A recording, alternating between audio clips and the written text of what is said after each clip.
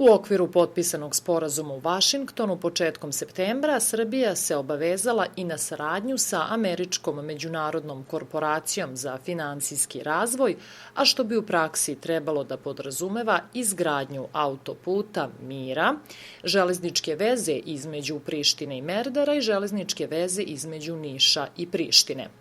Aleksandar Pavić, analitičar i diplomac američkog Berklija, komentarisao je za produkciju Helmcast šta bi ova odredba mogla da donese Srbiji.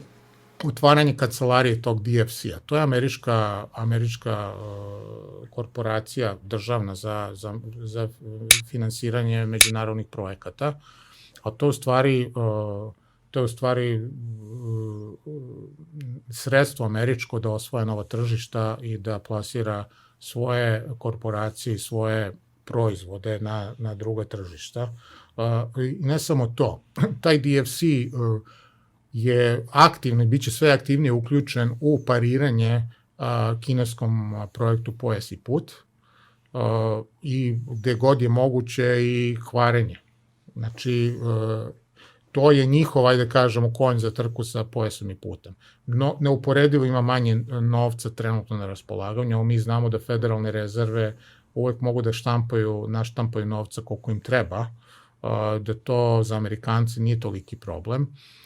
Ova organizacija, prema Pavićevim rečima, pre svega ima za cilj da spreči prodor Rusije i Kine, to jest njihovog uticaja, na evroazijsko tržište.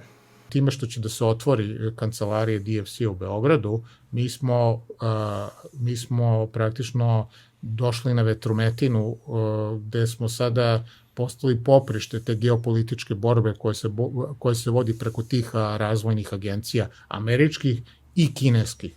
Sad, da li smo mi apsolvirali i nismo, koji nama model više odgovara? Kineski model pute svile, koji se više oslanja na uzajamnost odnosa, ravnopravnost odnosa i u stvari multipolarni svet, ili mi ponovo otvaramo vrata jednopolarnom svetu da ovde opet povrati svoj uticaj, da ništa nismo dobili tu za uzvrat i da pomažemo njemu u stvari na bilo koji način da se bori protiv tog multipolarnog poretka koji je u stvaranju i evroazijskog povezivanja gde su Kina i Rusija vrlo čvrsti saveznici. Znači, to su neka od glavnih pitanja koje smo otvorili time što je ovaj papir u Vašingtonu potpisan.